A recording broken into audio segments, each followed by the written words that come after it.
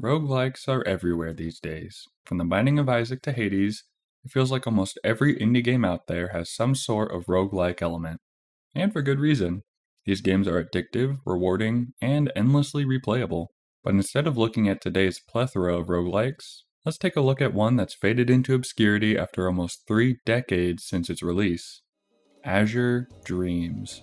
Developed by Konami, Azure Dreams is a roguelike RPG with a heavy emphasis on finding and raising monsters to help make your way through a randomly generated tower. Throw in some town building and even some light dating sim elements, and you have a diverse set of genres that mix surprisingly well. But with 28 years of evolution and innovation since its release, how does it hold up? Well, there's only one way to find out. Let's travel to the desert town of Monsbaya, spend hours figuring out how to fuse the perfect monster, and slowly fight our way to the top of the tower. And after all that, we can finally answer the question, is Azure Dreams still worth playing?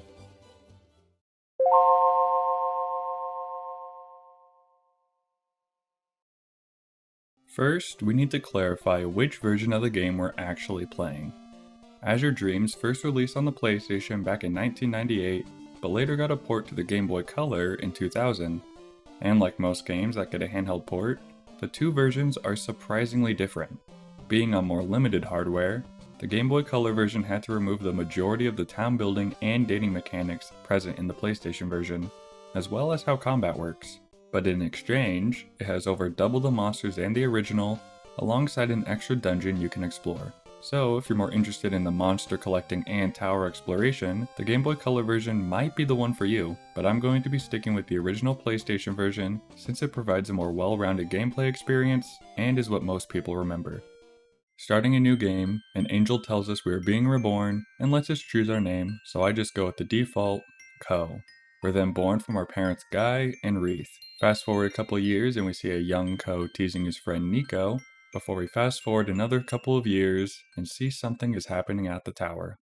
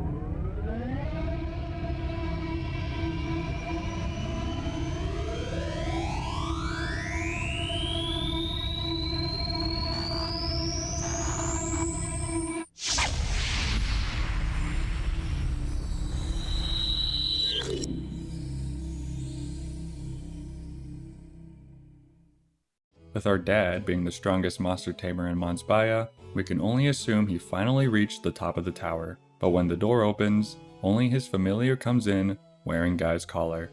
With our father dead, we're then shown the game's promotional trailer to get us excited for all the tower climbing and monster taming we'll be getting into. 7 years later, we're woken up by Nico and our younger sister Weedy. Now that it's our 15th birthday, the town priest Jorda is here to officially give us his blessing to enter the tower. Then he tells us 3 important pieces of information about the tower and how it works. Every time we enter the tower, the layout will be different. We'll be reset to level 1, and we can only bring 5 items into the tower or else the door won't open. Our mom then gives us Guy's monster collar and a pita fruit before we head off to enter the tower. But before entering, the talking monster named Cune comes out and tells us his old monster tamer died. And since both people and monsters don't want to associate with him because he can talk, we put our new collar on him, and he agrees to teach us about the tower.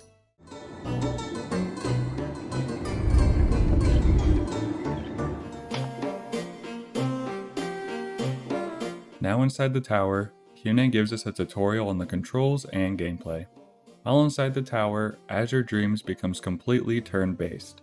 Moving, using an item, or attacking will use up your turn, so you are able to swap equipment or hold triangle to change your direction as much as you want. Enemies also follow the turn system, only acting after you take your first turn. By pressing square, you open your menu, letting you look at your stats and manage your items and familiars. In the lineup tab, you could change your party formation, as well as the AI your familiars will use in battle. Ranging from 1 to 5, the options are standby, follow, backup with magic, direct attack, and aggressive. But remember that the more aggressive AIs will use up more of your familiar's MP, and if it reaches 0, your familiar won't be able to move or attack until you can restore it, usually from a pita fruit, which restores 50 MP. You can also directly command your familiar to perform a specific action on their next turn, such as moving to a different tile, directly attacking a monster, or casting their spell. Each spell actually has 2 different uses, direct and mixture. Direct spells are cast from your familiar in the direction you aim them, usually launching an elemental projectile at enemies. Mixture magic, on the other hand, augments Ko's melee attack. Mixture magic doesn't need to be aimed, and will add elemental damage or other useful effects whenever Ko attacks an enemy. Now there's a huge list of both direct and mixture magics in the game, so we'll go more in depth with them later in the video. Each floor of the tower is a series of randomly generated rooms connected by thin hallways, with random items you can collect being spread across the different rooms. These include weapons and shields you can equip, consumable items for either you or your familiar, balls containing limited use magic spells, and different colored sands that upgrade your equipment stats. But the most important item is the various monster eggs. When you find an egg, you won't know what monster is actually inside it. Only when you leave the tower or hatch it will you find out. But if you want to permanently keep your hatched monster, you need to hatch it in the monster hut under your house. If you hatch it inside the tower, it won't come with you when you leave. The ultimate goal of each floor is to find the elevator that brings you to the next level, shown as a green square on your map. But while you might be tempted to rush to the elevator as soon as possible, you actually want to stick around and fight some of the monsters so you and Kyunin can level up. And even though higher floors generally have better loot, strong items can still show up in the early floors, so it's worth searching the entire floor before moving up to the next one. This early in the game, you'll want to take your time as you explore the tower. Our only source of healing is the medicinal herbs we can find, so you'll be taking frequent breaks in between encounters to slowly restore your health. Using the gold sword we've found along with Kyunin's mixture magic, Flame Sword, we're making some solid progress through the beginning floors. The majority of monsters so far have either a fire or wind element, meaning we're either neutral or double damage to them. But floor 6 is where it takes a turn. Almost all the monsters on this floor are water element, including brooms which have high defense, Minovas which make copies of themselves when attacked, or the dreaded U-boats. These guys are going to be a big roadblock for us early on. Not only does our mixture magic deal half of the usual damage to them, their high physical attack chews through our health in just a couple turns. This means we're only able to make it to the elevator on floor 7 before we finally lose all of our health and die. Waking up back at home, I check my inventory to find nothing. When you die in Azure Dreams, you lose everything you had in your inventory except the familiars you brought in, which are instead sent back to the monster hut. The only way to leave the tower and actually keep all of your items is to either find a wind crystal or feed an Olim fruit to one of your familiars, permanently killing them and sending you back home. Now that we're out of the tower, we can explore Mons Baya and interact with the various townspeople or stock up on supplies for our next trip. Or at least we could if we had any money. And that's basically the game's gameplay loop. You venture into the tower to level up your familiar, hopefully find some treasure or monster eggs, then sell said items to earn money, which can then be used to help develop Mons Baya. After your first trip to the tower, every time you reach floor 2, you'll get a small interaction with one of the Road siblings, Selfie and Gauche. Selfie isn't much to write home about. She'll mainly just ask you about the random rumors that she hears about you. Gauche, on the other hand, this guy is a generational hater. No matter what you do, you know he'll find a way to call you broke and point out just how much better he is than you. And honestly, I can respect it. Just because of how committed he is. He literally follows me into almost every building I go to just to hit me with his latest zinger. So we're definitely going to be seeing a lot more of him. Unfortunately though, my next few runs in the tower don't last too long, but I'm eventually able to escape the U-boats on floor 7, just at the cost of hatching one of my monster eggs and having to feed my new Palumpa and a Leem fruit in order to leave. Your sacrifice will be remembered. On my next run though, my luck does get better. Now that Cune is level 10, the first few floors are starting to get easier and easier. Combine that with the Blizzard Sword and Diamond Shield that I found on floor 1, and I am cruising through the first 10 floors. I even found a super rare Roche fruit, which can be thrown at an enemy to turn it into an egg, and 2 wind crystals that I can use to teleport home without sacrificing a familiar. Unfortunately though, my luck comes to an end when a warp trap teleports Cune away and he gets killed off screen. Traps in Azure Dreams have a great combination of being very common and being completely invisible until you, your familiar, or even another monster steps on them. They also have a wide range of effects, from raising or lowering the surrounding tiles, a bunch of different status effects like brainwashing your familiars, and even rust traps, which will remove all upgrades you put into your equipment. So make sure to keep whatever status healing herbs you can just in case you need them, because it only takes one poorly timed trap to completely end a run. After my new broom dies in one hit, I barely make it to floor 12 before I finally have to use my wind crystal to escape with all my loot. Now it may seem like it didn't take long before my first successful escape, but it took over 3 hours spread across 6 different attempts before I was finally able to leave the tower with a decent amount of gold. The beginning of Azure Dreams is hard, and progress is going to feel slow. Especially because at this point, your success is almost solely determined by what items you find and whether or not you get any wind crystals early on, so you can actually leave without losing everything. But even if you die every time you go to the tower, your familiars will get stronger each time. So when you finally do escape, you get a huge sense of accomplishment even though it was only 12 floors in. Now that I actually have some gold saved up from selling my extra items, I take a trip to the carpenter. While exploring Mons Baia and talking to the different townspeople, some of them will occasionally ask you to build new facilities around town, ranging from simple things like a fountain to the 100,000 gold casino. And by paying the carpenter the required amount of gold to build them, you can unlock their associated romance options or minigames to play while in town. For now though, I can only afford to upgrade my house, which increases the amount of items I can store in my safe. Before going back into the tower, I have another egg to hatch in my monster hut, this time giving me my very own U-boat. With its decently high stats combined with being a water element familiar, it fares a lot better against the other water monsters on floor 6 and 7, and the fire monsters on floor 10. It also has a unique ability that can reveal the entire floor to you, but it does use up a lot of MP. Back in town, I upgrade my monster hut at the carpenter before running into Nico at the pond. She's collecting donations to build a fountain in the middle of town, so I give her 1,000 gold, and right after I do that, Ghost shows up to donate exactly 1 more than I did, before walking away. After some leveling up, we make it back to floor 12, this time finding the blue monster collar. And with this collar, we unlock the most important mechanic in Azure Dreams, fusion. Now make sure to lock in, because this is going to be a long explanation, very important to understanding how this game works. When choosing which familiars to fuse, the main things to focus on are their spells, traits, and elements. When fusing, the familiar that meets these criteria will absorb the other, moving down the list if none of the above applies. The only monsters that ignore these criteria are the starting monsters Cune, who will always absorb the second monster, and the final monster of the game, which will always be absorbed. After 2 familiars are fused, the resulting element is then determined by the elemental wheel. Fire beating wind, wind beating water, and water beating fire. When hatching familiars from eggs, a lot of them don't actually have a spell available, instead having a designated hidden spell that needs to be unlocked. To do this, 2 familiars with no spells need to be fused together, causing the absorbing familiar to learn their hidden spell. For example, our U-boat's hidden spell is Da Rock, while our Bloom's hidden spell is Da Wall.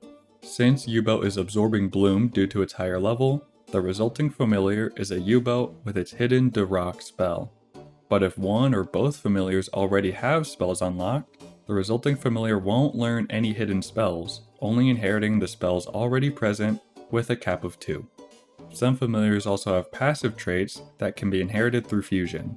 Every familiar has 2 trait slots, an innate trait and an inherited trait. When fusing, if the absorbed familiar has a passive trait, The absorbing familiar will take said trait and store it in its inherited trait slot. In this example, our newly hatched Cyclone has the trait half MP consumption, so by having my newly roach-fruited Griffin absorb the Cyclone, we now have a Griffin with the half MP consumption trait. It is important to note that when doing fusions for traits, only a familiar's inherited trait slot can be changed. If we were to fuse our Griffin again with another familiar, that familiar's trait would override the half MP consumption trait. This means that the only way to have two traits on one familiar is if both familiars already have an innate trait. Familiars without an innate trait, like Palumpa, can only ever have one trait from fusion. The final thing to know about traits is that some familiars break the established rule and also have hidden traits that can't be passed down in fusion. An example of one of these is Griffin's very own hidden trait that prevents enemies from stealing items from Co. This trait won't show up in the fusion screen, and if we had another familiar absorb Griffin, it wouldn't inherit it either. That's because the anti-stealing trait is tied directly to the Griffin type of monster, not its innate trait slot. Unique abilities like U-Boat Scout and Submerge also fall into this category since it can't be inherited by other familiars. And now that we know how familiars absorb each other to gain new spells and traits, it's the perfect time for another tangent about spells. The way spells are categorized in Azure Dreams is handled differently than most other video games. In your typical fantasy game, you would have a base ball spell that's then categorized as either a fireball, a water ball, or a wind ball, depending on its element. But in Azure Dreams, fireball is the base spell, and when you change its element to either water or wind, that fireball becomes a water fireball or a wind fireball, respectively. An in-game example of this would be Cune's fire spell, Brid. If we were to change Cune's element to either water or wind, Brid would also change, giving us either Neo Brid or Noah Brid. For all intents and purposes, these are just water and wind versions of Brid, but it's important to know that the Brid spell will only level up in its base fire form, shown by a yellow background on its icon. If you want a high level Neo Brid, you have to level up Cune as a fire familiar first, and then swap to a water element. And now that we know how spells are affected by their familiar's element, let's do another tangent talking about how to determine what kind of mixture magic your familiar spell will have. I promise though, this is a much easier process now that we got through the element stuff. Each spell has a corresponding mixture magic associated with it. The direct damage spells and healing spells all give the sword mixture magic, simply adding elemental damage to your melee attack. The poison spell and the spells low down and low grave grant the wave mixture magic, granting a long range elemental attack to Ko's weapon. The shield spells, the wall and the mirror, grant the blade mixture magic. Weaker than the sword mixtures, but they deal additional status effects to enemies. The obstacle spell, the rock, grants a summon mixture magic, summoning an elemental dragon to attack enemies. And the status spells, low bind, low blind, and low sleep, all grant area of effect mixture magic, damaging all enemies in a room or nearby enemies when in a hallway. And all of these spells can then be further changed to their elemental counterparts, granting the same type of mixture magic, but changing its effect. The most prominent example being the summon mixtures. The Rock's mixture summons a water dragon to attack all enemies in a room, while Dea Rock and Deal Rock summons instead pierce enemies in a straight line. Phew! Alright, that's the two most complicated systems out of the way, so hopefully your eyes can unglaze over. Back in town, I donate some more money to the fountain and remodels for the temple and hospital, and after a little bit of leveling up my newly fused familiars, the fountain is now finished and Nico ditches me to hang out with Ghosh to talk about culture. But right after that, we save Selfie inside the tower, so she gives me a Palumpa egg as a gift. But this makes Nico jealous, so now I guess we're in some kind of love square with my neighbors. While inside the tower, I accidentally feed my U-boat a wind seed and change its element. But this actually ends up being really useful against the other U-boats on the grassy floors, so it's a blessing in disguise. On floor 8, I also find a life wand. Unlike swords, all wands only deal 1 damage and can't be upgraded with red sands, but they instead have a damage multiplier when using mixture magic. The life wand specifically also restores a portion of that damage dealt as health for Ko, so even though my gold sword could eventually get stronger than any wand with enough upgrades, I'm gonna stick with the life wand for some more survivability. After returning my U-boat back to normal, I get a new floor record on floor 14 before leaving with a clown egg. Taking a trip down the road, I go to the bar and meet the owner, Okami, who mentions that she's waiting for a blue cape man to return from the tower after being missing for a few years. I also visit the restaurant where you can order some food from Patty the waitress. Unfortunately, ordering meals doesn't give you any benefits. It's only there if you want to start dating Patty by eventually ordering all of them. But don't worry, because whenever you do order something off the menu, Ghosh will make sure to let you know what he thinks about it too. I also run into Fawn, who begs us to build a theater, so I use some of my extra money to start that for him. And at this point in the game, the main word I would use to describe Azure Dreams is addicting. Even though the core gameplay loop never changes, I can't help but think about how I could go further on my next run before I'm even done with the run I'm currently doing. It's a game of incremental growth over a long period of time, but it has spikes of progress whenever you reach certain milestones. And when you do reach those milestones and easily beat your floor record, it is incredibly satisfying. Using a wind crystal to escape from a kraken on floor 14, we leave the tower with a Newell egg, and this Newell is going to very quickly become one of our best familiars. But before that, we have quite a bit of stuff going on in town, so I'm going to do a quick recap. Swinging by the general store, I sell my items to the owner Fur, and decide to buy some decorations for my room. Nothing really catches my eye though, until I find the poster whose only description is, "Oh my." So I buy it for 10,000 gold. Walking past a house, a girl throws a stuffed animal at us from her window. Giving it back to her, we learn that her name is Cheryl, and she's actually very sick, with the only cure being a healing herb from inside the tower. At the fountain, a musician is playing some music, and if we stop to listen, Nico and Ghosh eventually arrive. Ghosh calls us both bums and tries to kick us out of the park, but if we defend the musician and call their music beautiful, Ghosh storms off and Nico apologizes to us. And with the theater finally finished being built, Fawn asks us to stand in for a stand-up comedy routine, and it has some pretty side-splitting jokes.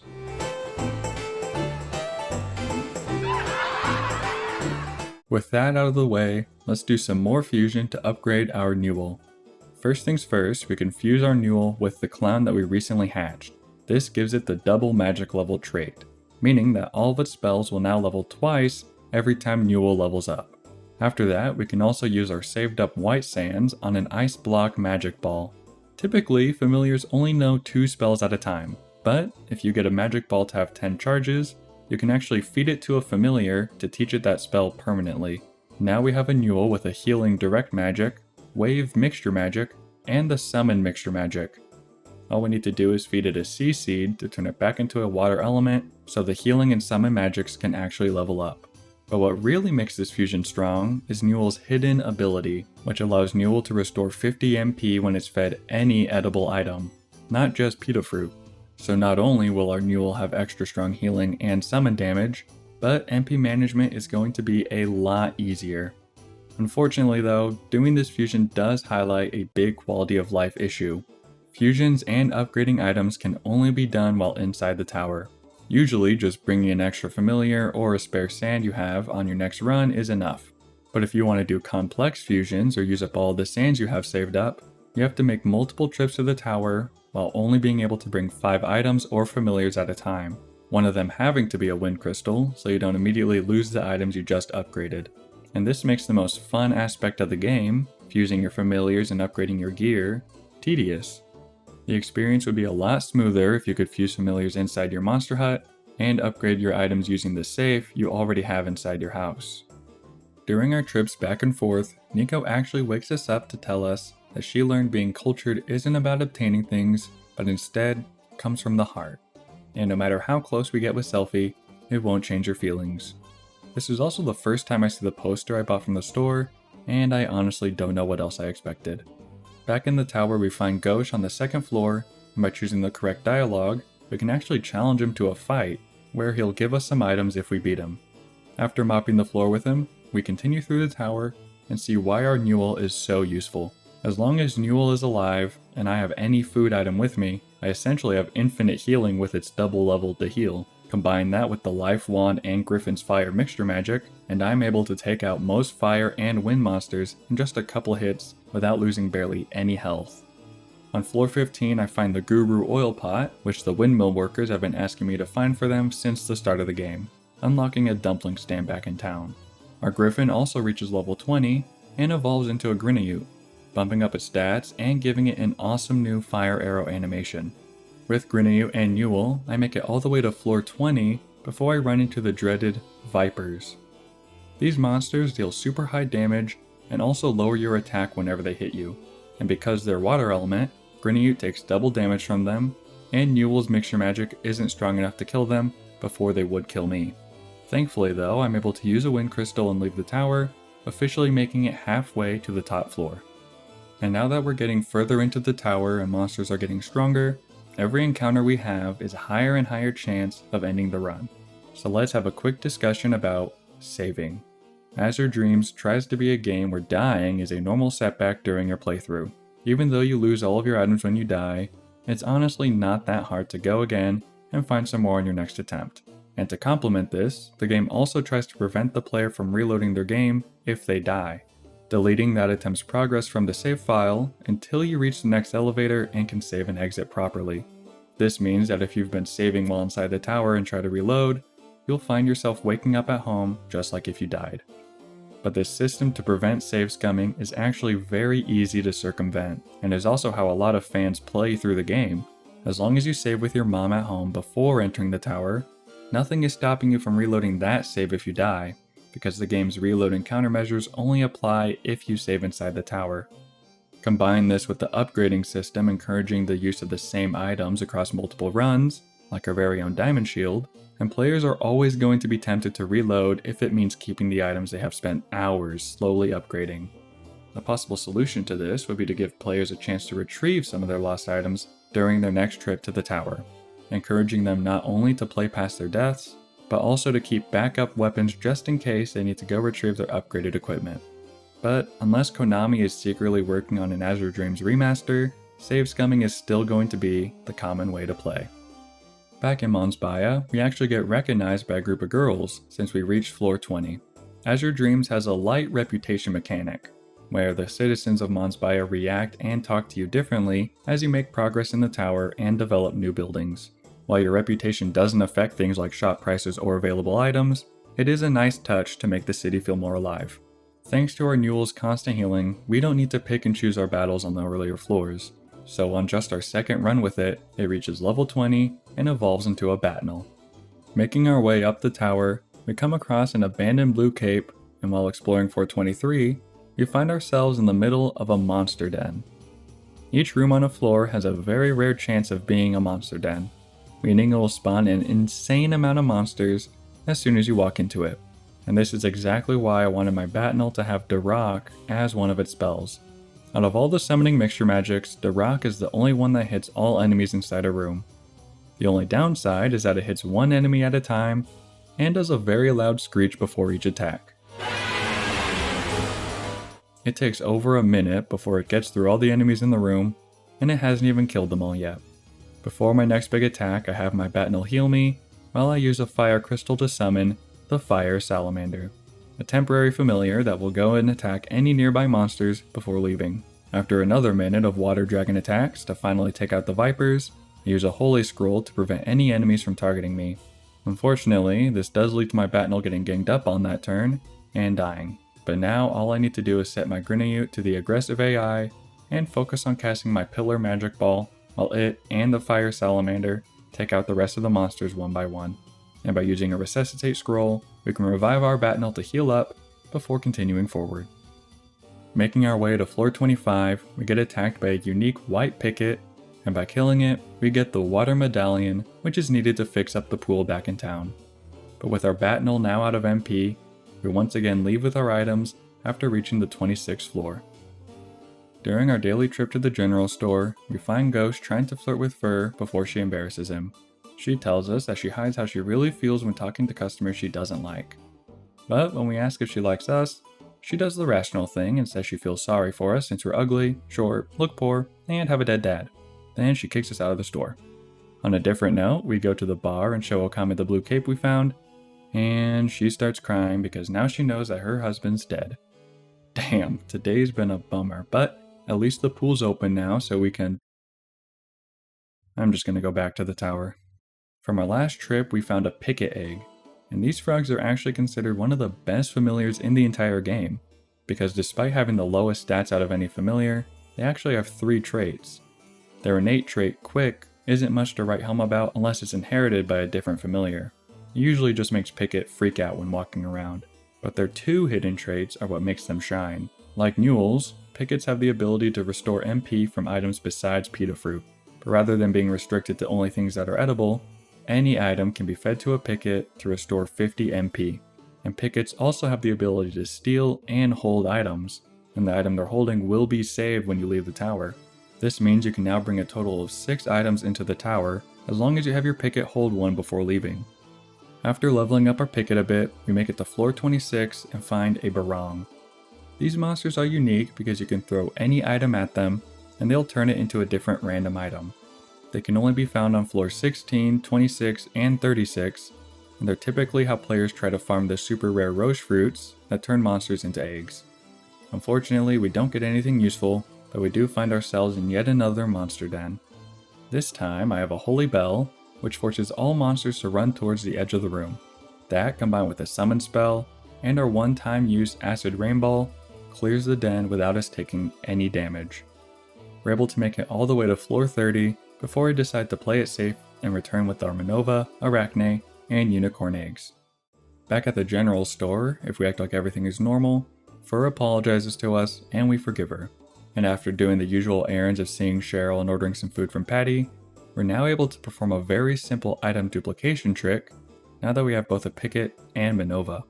By combining our Picket's ability to hold items and Manova's ability to transform into other monsters, we can now duplicate any item in the game, including the super rare roche fruits I mentioned earlier. All we have to do is have Manova transform into our Picket and pick up the roche fruit off the ground. By then using the return command, we can revert Manova back to its original form while still having the roche fruit in its inventory. Now all we need to do is have Manova transform into a Picket again, throw up the roche fruit, and return back into a Manova. This leaves us with both a roche fruit on the ground and another one in Manova's inventory, since the return command also returns any items the Manova was holding before it transformed. This can theoretically be repeated forever with enough patience to get an infinite amount of any item you want. But since it's obviously not intended, I won't be using it for the rest of the playthrough. Going on a walk with Cheryl, we run into Gauche, and after getting into an argument with him, Cheryl faints, so we have to rush her to the hospital. Her mother tells us she's okay, but now we're able to search for the healing herb that can finally cure her illness. At the general store, we once again see Gauche getting rebuffed by Fur because she doesn't want to serve people like him after getting to know us, and this officially makes Fur our girlfriend. Oh my god, why is her neck like that? And her lip? Anyways, that's essentially how all the romances in the game work. You talk to the girl, do a task for them, and then they get a new character portrait and fill out one of the question marks on your save file. Now it is debatable whether side content like this should have a mechanical benefit for the player, or if the fun of doing the content is the reward in itself. But in my opinion, the game doesn't really do either. While some of the relationship stories are charming, the act of doing them is just another checkbox that you do when you're in town. You leave the tower, talk to Nico, sell items to Fur, visit Cheryl, order some food from Patty, then go to the tower and talk to Selphie. And you do this until you eventually get a cutscene where they say they love you, so you check them off your list and don't need to interact with them anymore. It's a very half-baked system. It has the basic structure to be something players can get invested in, but is missing the aspects that would compel them to interact with it other than for the sake of completion. Rather than only focusing on the different girls in town, I'd love if we could learn more about our mom and our sister and what they think about us following our dad's footsteps. Or even Gauche. I love that he's an absolute hater, but I want to learn about why he is the way he is. Maybe we can even get to a point of mutual respect for each other as rivals. And what if maxing out your relationship with someone did have some mechanical benefits? Fur's inventory could get larger the more you get to know her. And since Selphie is the only person we see use magic, what if she gave you a unique wand you could use in the tower? Not only would fleshing out the system make players feel more connected to Mons Baya and all the people in it, it would also bridge the gap between the exploration and town building aspects of the game. Right now the two areas are almost completely separated gameplay-wise, except for the few quest items you need to find. By rewarding players for interacting with the game's town building and relationship mechanics, it turns Mons Baya into your macro strategy, where you have to prioritize what to develop and who to talk to, not just for the sake of completion, but to also complement your gameplay style and how you want to approach climbing the tower. Before we go back to the tower, I want to fuse my Picket into a strong wind magic familiar. Unfortunately, I already fed it a sleep magic ball, so any fusions I do won't give us all 3 spells I want. So instead, I have to go find another Picket egg to finish the fusion. Let this be a lesson to always save before fusing anything, because otherwise I would have had to find all of these monsters again. With our new Picket in hand, we go back to the tower to finish the fusion. By having a Cyclone absorb a broom, we unlock its hidden spell, Low Grave, which can then be absorbed by a clown, so we have the wind spells Low Grave and Low Down. Now this would already be a strong combo with the double magic level and half MP consumption traits, but we can make it even better. By having Picket absorb the clown, and then feeding it an upgraded binder ball, we're left with a Picket that has the quick and double magic level traits, Low Down for the Thunder Wave mixture magic, Low Grave for a strong direct wind magic, and Low Bind for the Earthshaker AoE mixture magic. And because of Picket's hidden ability, we can cast these spells as much as we want without having to worry about running out of MP. Now that we have 3 strong familiars that cover all of the element types, it's only a matter of time before we make it to the top of the tower. Picket allows us to breeze through the early floors due to it being effective against the water monsters, and Thunderwave being ranged means we can kill them before they even get into range to melee attack us. But I do notice a small bug where the Life Wand doesn't restore health when using wind mixture magic, only water and fire. With the fire monsters past floor 10, Batnel's constant healing keeps us alive while we continue leveling up Picket, who can also one-shot the dangerous Krakens. And whenever strong wind monsters show up, we can finally bring in Grinneout to tank some damage before defeating them using Flame Blade. By swapping out our familiars based on the enemies on each floor, we can make sure we're always dealing double damage, which then keeps us alive longer since our Life Wand's healing is based on how much damage we deal. But no matter how much you prepare, things can always go wrong. On floor 24, we run into a zoo, which paralyzes us. While paralyzed, you can't perform any actions or order your familiars in any way. So instead of my Grinneout finishing it off in a couple hits like usual, my Picket leaps in front and keeps attacking for only 1 damage until it eventually dies because of its super low stats. Even if you plan everything and bring your best familiars and equipment, 1 status effect or stray trap is all you need to kill a familiar or end a run. Thankfully though, we still have our Grinneout and Batnel, which continue carrying us through the floors. On floor 28 we find the healing herb for Cheryl, and we once again make it to floor 30, but when we take the elevator, we're confronted by a mysterious figure. This is Beldo, a one-armed monster tamer who reveals he's the one who killed our dad, and if we want to learn more about what happened between them 7 years ago, we have to meet him at the top of the tower. So we continue our way upward until we come across a new roadblock, the dragons.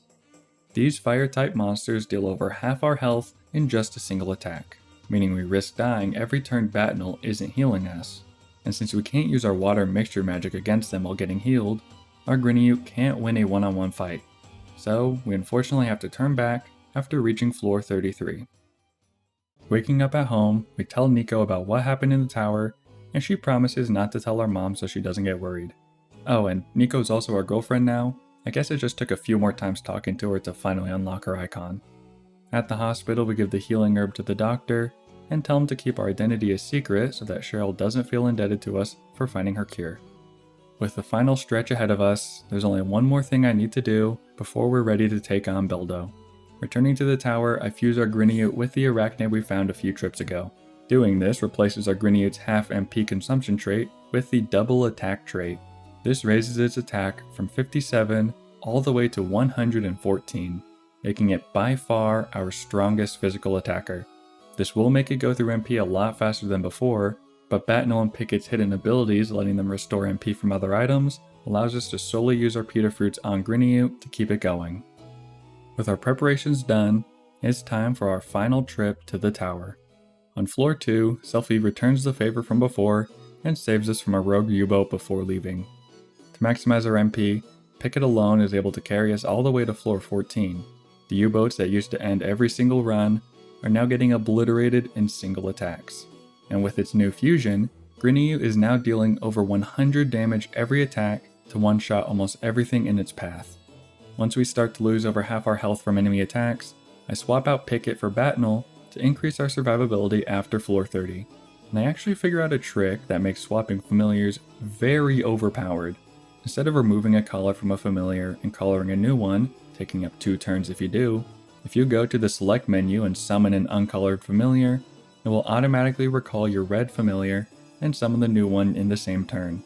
So if you want to have one familiar always out while quickly swapping between the other 2, make sure to summon the main one second so it has the blue collar. This run is also probably the best I've had this entire playthrough. Not only do I find a bunch of healing items, but I also find one of each elemental wand. While all wands have a damage multiplier while using mixture magic, the elemental wands have an additional multiplier when using mixture magic of the same element. And since swapping equipment doesn't use up your turn, I can freely swap to any of my wands to further maximize my magic damage or restore my health. Continuing through the highest floors in the tower, I can't help but feel we've come so far. Our first few runs, I was constantly dying before I could even find a single monster egg to bring home. And now our Grinneyu is one-shotting dragons and golems completely on its own. If there's one thing Azure Dreams does best, it's the sense of progression and growth that carries on through the entire game. Every trip to the tower makes you just a little stronger to go further the next time around. And when you find the perfect familiars to fuse together, that feeling is bumped up even more, as they make the floors that used to stop you every time an absolute breeze. Now at the final elevator of the tower, it's time to face Beldo and finally learn the truth about what happened to our father. On the 40th floor, we find Beldo waiting for us, and Kyune arrives as well. Bet you forgot about him, because I did too. Beldo tells us that 7 years ago, he and Guy worked together to reach the top of the tower in search of the ultimate egg. But once they finally reached the top, Beldo betrayed Guy, revealing that he's actually the only monster tamer able to fuse himself with monsters. And now that he had the ultimate egg, he planned to fuse himself with it and conquer the world. But before he could do it, Guy sliced off Beldo's arm and used his own blood to seal away the egg, losing his life in the process. With Guy dead, Beldo sent Kyune to find a monster tamer with blood strong enough to break the seal, leading to today. Attacking us, Beldo steals our blood and releases the seal on the ultimate egg, ready to kill us with our father's own sword. Alright, after everything we've been through, the grinding, the upgrading, and all of the egg hunting and fusing that led us to be as prepared as we possibly can for this very moment, it's time for the most disappointing part of Azure Dreams. Most roguelike games have some sort of lore reason as to why you can lose in a run and still come back to try again, usually a time loop or some other narrative device. But Azure Dreams doesn't, which is a nice breath of fresh air, but it does mean the developers wrote themselves into a corner. If we lose to Beldo, he fuses with the ultimate egg and conquers the world. But then what? The game isn't designed to have you reload when you die, meaning you'd either be sent back hours earlier to your last save in Monsbaya, or to before you took the last elevator, which would then soft lock you if you weren't strong enough to beat him. So how did the developers make sure you don't lose this climactic final boss battle? By not having one at all. To beat Beldo, you have to do 2 things: sit still and do nothing. No matter what you do, it is impossible to defeat Beldo in an actual fight. Beldo has infinite health, so even with a holy scroll, you'll just be waiting for it to run out so he can take you down to 1 health. Once he does that, Kyune breaks free from Beldo's control, gives us our father's sword, and we kill Beldo in a bunch of explosions.